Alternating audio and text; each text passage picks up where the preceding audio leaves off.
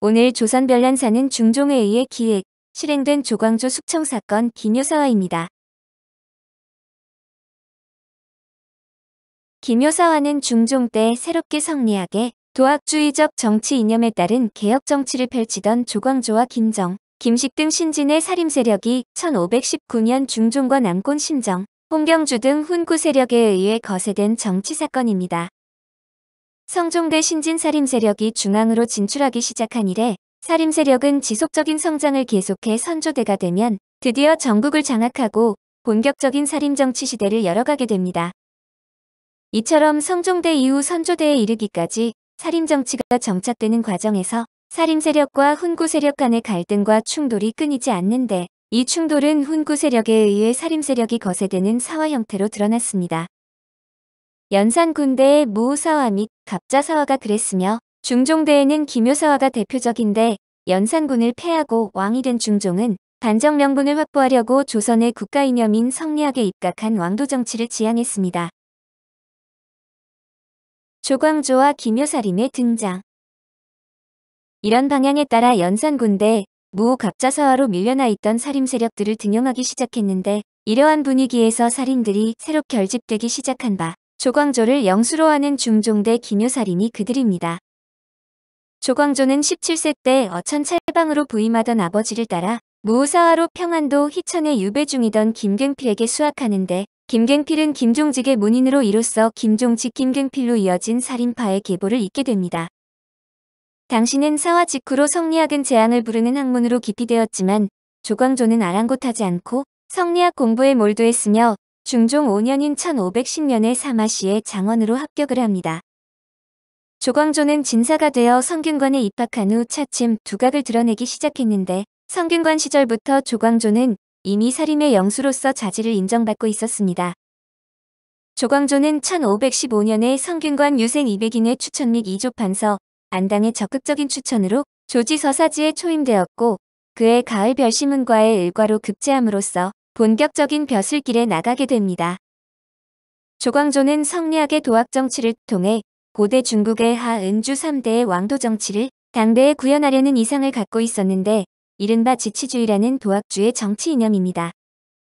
조광조의 높은 뜻과 기계를 아낀 중종은 조광조와 긴밀히 연대, 개혁 정치를 펼쳐나가는데 기묘살림의 개혁 정치의 중심에 중종과 조광조 두 사람이 자리하고 있었습니다.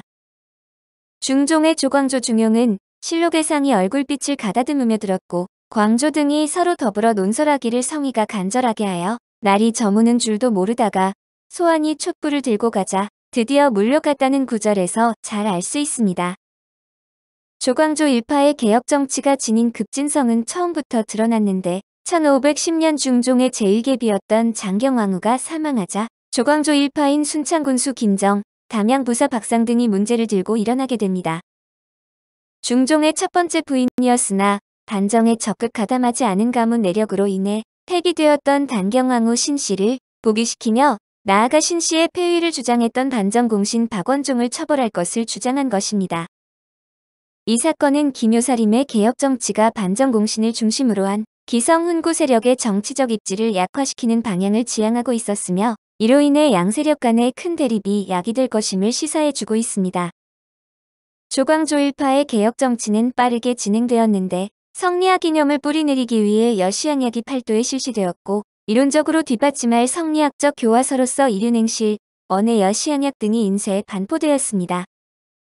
1518년에는 성리학적 벽이 단론에 따라 도교식 초제를 관장하는 관서인 소격서의 폐지를 추진했는데 왕실의 오랜 관행이던 소격서 제사의 폐지는 왕실에서도 부담스러운 것이었지만 중종은 허락해 주었습니다. 소격서 혁파건은 조광조 일파의 개혁 정치가 왕실 측의 입장조차도 고려하지 않는 급진적 성향을 띄었음을 잘 보여주는데 이런 면모로 인해 기묘년의 화가 이의에서 싹 텄다는 평가를 받기도 했습니다. 1519년에는 새로운 인재 등용법으로 천거제 형식의 현량과 제도를 실시했는데 사장에 치중하는 과거제도의 폐단을 극복한다는 취지에서 학문과 덕행이 뛰어난 인재를 천거한 뒤 대책만 시험에 선발하는 제도입니다. 이는 결국 기성세력이 아닌 신진살림 세력 중에서 인재를 발굴 등용하기 위하여 기존 과거제 방식이 아닌 새로운 천거제 방식을 실시하겠다는 의지의 표현이었습니다. 결국 이 제도의 시행 결과 김식, 박훈, 안처겸 등 28명의 살인 인재가 선발되었고 이들은 개혁 정치의 든든한 우군이 되어 주었습니다. 처음부터 이미 예상된 일이었지만 개혁이 진행되면서 훈구 세력에 대한 공격은 더욱 심해졌는데 현량과를 통해 살인 세력이 보강되면서 훈구 세력에 대한 공격은 보다 가시화되었습니다. 반정공신위 훈삭제 사건이 대표적으로 조광조 일파는 중종 반정 후 전국 공신을 책봉할 때 자격과 선정 과정의 비공정성을 문제 삼았습니다. 성희안 같은 인물은 반정을 하지 않았는데도 뽑혔고 유자광은 친인척인 대신들을 위해 반정했는데 이런 사람들이 권좌에 올라 사리를 채우고 있으니 이러한 자들은 위훈으로 공신록에서 삭제되어야 한다고 했습니다. 반정 공신들은 이미 기성 세력이자 원로 세력이 되어 있었으니 위훈 삭제로는 일부 공신들에 해당되는 내용이지만 반정 공신 세력, 나아가 이들에 의해 옹립된 중종의 입지를 흔들어 놓을 수 있는 논의였기 때문입니다. 현량과 실시에 이어 동년 10월 25일 대사원으로 재직하고 있던 조광조가 앞장서 위훈 삭제 문제를 제기하자 중종과 훈구 대신들은 강하게 반발했습니다. 그러나 조광조 일파의 강경한 주장에 밀려 결국 중종은 2, 3등 공신의 일부, 4등 공신 전원 즉 전 공신의 4분의 3에 해당되는 76인의 훈작, 사탈과 토지 및 노비의 환수를 윤호하게 됩니다. 처음부터 위훈 삭제를 매우 어려워하던 중종의 급작스러운 윤허는 뒤이은 사화에 대한 예고이기도 했는데 실제로 중종은 위훈 삭제 처분을 내린 며칠 후 전격적으로 사화를 불러일으켰습니다. 기묘사화의 과정. 홍경주, 김전 남곤, 심정 등은 밤에 신무문을 통해 비밀리에 왕을 만나 조광조 일파가 당파를 조직 조정을 문란시키고 있다고 탄핵을 하게 됩니다. 그러자 중종은 곧바로 밀지를 내려 남곤, 김전, 정광필, 홍경주 등 대신을 불러 조광조를 비롯한 기묘사림의 주요 인사들을 체포하게 했습니다. 그들은 즉각 유배되었고 위훈 삭제 처분은 취소되었고 전국 공신은 원래대로 회복되었는데 중종의 급작스러운 사화 처분에 대해 중종의 이 결정을 유도한 인물로 남곤, 심정, 홍경주의 3인이 거론됩니다. 곧 기묘사림들에 의해 소인배로 지목된 남곤, 위훈 삭제의 대상이 된 심정, 조광조의 탄핵을 받은 바 있는 희빈홍 씨의 아버지인 남양군 홍경주 등이 연합해 조광조 일파를 몰아낼 계략을 꾸며왔다는 것입니다. 선조실록 2권, 선조 2년 9월 21일 정묘 두 번째 기사, 1568년 명윤경 2년 중종실록에 누락된 남곤 등이 조광조를 모해한 전말. 당초에 남곤이 조광조 등에게 교류를 청하였으나 조광조 등이 허락하지 않자 남곤은 유감을 품고서 조광조 등을 죽이려고 하였다. 이리하여 나뭇잎에 감즙을 갉아먹는 벌레를 잡아모으고 불로 나뭇잎에다 쥐초형 4글자를 많이 쓰고서 벌레를 놓아 갉아먹게 하기를 마치 한나라 공손인 병이의 일처럼 자연적으로 생긴 것 같이 하였다. 남곤의 집이 백악산 아래 경복궁 뒤에 있었는데 자기 집에서 벌레가 갉아먹은 나뭇잎을 물에 띄워 대궐 안에 어구에 흘려보내어 중종이 보고 매우 놀라게 하고서 고변하여 화를 조성하였다. 이 일은 중종실록에 누락된 것이 있기 때문에 여기에 대략 기록하였다. 기묘사화를 상징하는 문구인 주초유왕의 주초는 조를 나눠서 만든 말로 조유왕 다시 말해 조씨성을 가진 자가 왕위에 오른다는 뜻이 됩니다. 훈구파 중 홍경주의 딸이 중종의 후궁 희빈 홍씨라 궁중 동산의 나뭇잎에 꼴로 주초유왕이라고 적은 뒤 이것을 벌레가 갉아먹게 만든 잎을 왕에게 보여 왕의 마음을 흔들었다고 알려졌습니다. 그러나 이것은 과학적으로 불가능한데 KBS 역사 스페셜팀이 실제로 실험을 해본 결과 벌레는 그런 것에는 신경을 안 썼다고 합니다. 결국 기묘사화는 주초유왕 설이 사실상 허구로 밝혀진 이상 중종이 스스로 일으켰다는 것이 정설입니다. 중종실록 37권, 중종 14년 12월 16일 병저 두 번째 기사, 1519년 명, 정덕 14년, 조광조의 일을 전교하다. 대간이 조광조의 무리를 논하되 마치 물이 더욱 깊어가듯이 아직 드러나지 않았던 을을 날마다 드러내어 사사하기에 이르렀다. 임금이 즉위한 뒤로는 대간이 사람의 죄를 논하여 혹 가혹하게 벌주려 하여도 임금은 반드시 유난하고 평범하였으며 임금의 뜻으로 죽인 자가 없었는데 이번에는 대간도 조광조를 더 죄지자는 청을 하지 않았는데 문득 이런 분부를 하였으니 시의의 실제가 무엇인지를 짐작해서 이렇게 분부하게 된 것이 아니겠는가. 전일의 좌우에서 가까이 모시고 하루에 3번씩 뵈었으니 정이 부자처럼 아주 가까울 터인데 하루아침에 변이 일어나자 용서 없이 엄하게 다스렸고 이제 죽인 것도 임금의 결단에서 나왔다. 조금도 가엾고 불쌍히 여기는 마음이 없으니 전일 도타히 사랑하던 일에 비하면 마치 두 임금에게서 나온 일 같다. 김효사와 당시 실록 기사를 보면 조정회의에서 조광조에게 사형을 내리라고 주장하는 사람은 중종 단 한 명으로 영의정이었던 정광필은 물론 중호자로 알려진 남곤도 조광조의 사형에 반대했습니다. 이들은 조광조 일파도 아니었고 조광조를 가장 강경하게 견제하던 세력들이었는데 처음 조광조가 사형을 면하고 능주로 귀양간 것도 남곤과 정광필이 결사적으로 반대한 덕이었습니다. 심지어 훗날 조광조에게 사약을 내리라는 명이 내려졌을 때 사관은 정광필이 가장 슬퍼하였고 남곤 또한 슬퍼했다고 기록했는데 정광필은 눈물을 흘리면서 만류했지만 중종은 추가 죄목을 찾아내 조광조를 죽였습니다. 따라서 김효사화는 중종 자신의 의지로 일이 촉발되었고 중종 스스로 밀어붙여 조광조를 숙청했다고 봐야 하는데 그럼 중종이 왜라는 의문이 남습니다. 중종 본인이 당시 자신의 생각을 명확히 밝히지 않아 이유에 대해서는 여러 추측이 난무하는데 1차적으로 꼽히는 원인은 조광조가 왕권과 조선 왕실에 대한 도전 행위를 보였다는 점입니다. 사실 중종 치세 초기는 반정이라 정통성이 매우 약했고 운도 없이 종묘의 벼락만 2번 떨어졌고 진도 6.7의 지진이 일어나 전국이 흔들리고 가뭄, 가을장마, 태풍, 해일 등의 자연재해가 몰아 일어나고 전염병도 돌았습니다. 이러니 가뜩 약했던 왕권이 더 약해질 수밖에 없었는데 앞에서 말한 것처럼 중종과 조광조는 소격서 철폐를 놓고 격심한 의견 대립을 보인 적이 있었습니다. 실제로 실록에 따르면 조광조는 선을 넘는 발언을 일삼았는데 중종이 조광조에게 세종도 소격서를 철폐하지 않았다고 반론하자 조광조는 세종대왕의 유일한 오점이 바로 소격서를 남긴 것이라고 받아쳤습니다.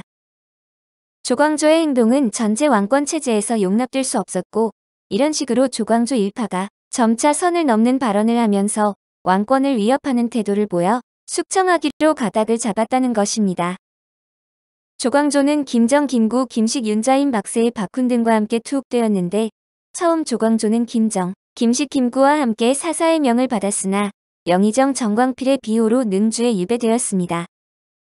이때 성균관 유생 천여 명도 광화문에 모여 조광조 등의 무죄를 호소하였으나 사화를 주도한 중종과 구신 세력의 입장에서는 일단 일으킨 이상 처벌 수위를 높여 향후 발생할 여러 가능성을 방지할 수밖에 없었습니다. 특히 조광조 일파의 우호적이었던 일부 대신들 및 성균관 유생들의 집단적 시위는 오히려 이러한 생각을 더욱 부추기는 역할을 했을 것입니다. 중종실록 37권 중종 14년 12월 16일 병자 2번째 기사 1519년 정덕 14년 조광조의 일을 전교하다. 전교하였다. 접대 조광조, 김정, 김식, 김구, 윤자임, 기준, 박세희, 박훈 등이 서로 분비가 되어 자기에게 붙는 자는 청거하고 자기와 뜻이 다른 자는 배척하여 성세로 서로 의지하고 권세 있고 중요한 자리를 차지하고서 후진을 이끌어 괴격이 버릇되게 하여 국론이 전도되고 조정이 날로 굴러가게 하였으나 조정에 있는 신하가 그 세력이 치열한 것을 두려워하여 감히 입을 열지 못하였으니 그 죄가 크다. 왕법으로 논하면 본디 안율하여 죄를 다스려야 하겠으나 특별히 말감하며 혹 안치하거나 부처한다. 대저죄는 크고 작은 차이가 있는데 벌은 경중이 없이 한 거조로 죄주는 것은 법에 어그러지므로 대신들과 경중을 상의하여 조광조는 사사하고 김정, 김식, 김구는 절도에 안치하고 윤자임, 기준, 박세희, 박훈은 극변에 안치하라. 결국 중종은 조광조를 사사하였으며 김정, 기준, 한충, 김식 등도 유배 후 사사되거나 자결하였으며 김구, 박세희, 박훈, 홍원필, 이자, 유인숙 등 수십 명은 유배에 처해졌습니다. 이들을 두둔한 안당과 김한국, 김정국 형제 등도 파직되었고 혈량과도 혁파되었으며 사화의 피해를 최소화하고자 온건적 태도를 보였던 정광필은 좌천되었습니다. 이처럼 김효사화는 중종의 전폭적인 지지하에 급격하게 성장한 조광조 일파의 개혁 정치에 대한 중종 및 기성 훈구 세력들의 불만이 반정공신위훈 삭제 사건을 계기로 폭발된 것입니다. 당시 살림 세력의 지치주의 노선은 과도하게 이상주의적이고 급진적인 측면이 많아 기성 정국을 주도해오던 훈구 세력과 계속 마찰을 일으켰습니다. 조광조 등 살림계 인사들은 30대로서 학문이나 정치 경륜이 일천해 현실적 감각과 정치적 포용력이 부족했고 훈구 세력이 구축해 놓은 기성 질서를 과도하게 공격해 훈구 세력의 증오와 질시를 산 것으로 평가됩니다. 가령 성리학을 지나치게 숭상한 나머지 사장학풍에 익숙한 훈구신의 성향을 끌어안지 못하였고 같은 맥락에서 성리학에 입각한 과도한 도학적 태도로 훈구 세력을 배관시했습니다. 물론 이러한 급진성에 대해 살림 세력의 영수였던 조광조가 조심성을 보였던 것은 사실인데 다음과 같은 기록은 조광조가 개혁의 완급을 조절하려는 노력을 하였음을 보여줍니다. 세상에서 전하기를 정함이 이를 점진적으로 하지 않고 과격한 습성을 길러내서 마침내 화의 그물을 스스로 취하였다 하나 이는 정함을 모르는 자이다. 선생이 일찍이 성수침 허백기 등과 더불어 시사를 논할 때 근심하는 기색을 보인 적이 있었으니 시세를 모르고 망령되이 행동한 것은 아니다. 다만 김식과 같이 매우 조급하고 과격한 사람 땜이 화의 기틀을 이루었고 후진들이 나이가 어리고 이를 좋아하여 따라붙은 자가 또한 많아서 선생이 이미 그 징조를 알았으나 또한 어찌할 수 없었던 것이다. 또 간혹 이름과 실제가 맞지 않는 자들이 벼슬할 길을 잘못 얻은 경우도 있으니 김효년의 화는 대개 여기에서 말미암은 것이다. 역사 속 기묘사화. 그러나 대체적으로 기묘살림 전체의 분위기가 과격하고 원칙주의적인 방향으로 흘렀던 것은 사실인데 선조대 살림정치의 초석을 다진 이이와 이황의 다음과 같은 평가는 후대인의 인식을 잘 보여줍니다. 살림이 일어나니 간혹 명예를 좋아하는 사람들이 섞여 진출하게 되어 논의가 대단히 날카로워지고 이를 수행하는 것이 급진적이었다. 광조가 이를 급박하게 수행하려 해서는 안 되는 것이니 마땅히 점진적으로 해야 한다 하고 매양 동료들 가운데 일 좋아하는 사람들을 억제하곤 했다. 옛사람은 반드시 학문이 이루어지기를 기다려서 도를 행하기를 구했고 도를 행하는 요점은 임금의 마음을 바로잡는 것이 우선이다. 아깝게도 문정공 조광조는 현철한 자질과 나라를 다스려 백성을 건질 만한 재주를 가졌으나 학문이 크게 이루어지기도 전에 너무 갑자기 요직에 올라 위로는 임금의 마음의 그릇됨을 바로잡지 못하고 아래로는 권문세가의 비방을 막지 못하여 충성과 간절함을 바야흐로 다했는데도 참소하는 입들이 이미 열려 몸이 죽고 나라가 어지러워졌다. 공은 천품이 매우 높았으나 학력은 깊은 경지에 이르지 못한 듯하다. 그가 소격서를 없애자고 논한 한 가지 일로도 볼 수 있다. 군신 간의 의리가 어찌 그럴 수 있으리요. 이것은 정함에 지나친 부분이다. 임금을 요순처럼 만들고 백성에게 요순의 은덕을 입히려는 것은 군자의 뜻이기는 하나 당시의 사세와 역량을 헤아리지 않고서 할 수 있는 것이겠는가. 김효년의 실정은 여기에 기인된 것이다. 당시에도 정함은 일이 실패할 것을 깨닫고 잠옷 스스로 억제하려 했으나 사람들이 도리어 비난하고 심지어는 창끝을 돌려 서로 공격하려고 하였으니 정함으로서도 어찌할 수 없었을 뿐이다. 태도원 행로. 기묘사화로 조광조일파의 도학적 지치주의 운동이 실패하고 난 이후 중종 치세중 후반기 전국에서는 지치주의 운동에 대한 반작용으로 살인정치가 크게 후퇴하였습니다. 기묘사화의 여파는 계속 이어져 1521년에 심정, 남곤의 당인 송사련에 의한 신사무욱 사건이 일어나 안당 안척염 안척은 삼부자를 비롯하여 권전 이정숙 이충건, 조광좌 이학수 등 많은 살인들이 처형되었습니다. 이로써 훈구 세력의 정치적 우위가 더욱 분명해지면서 훈구 세력 내에서도 세력 분기 현상이 생겨나게 되었습니다.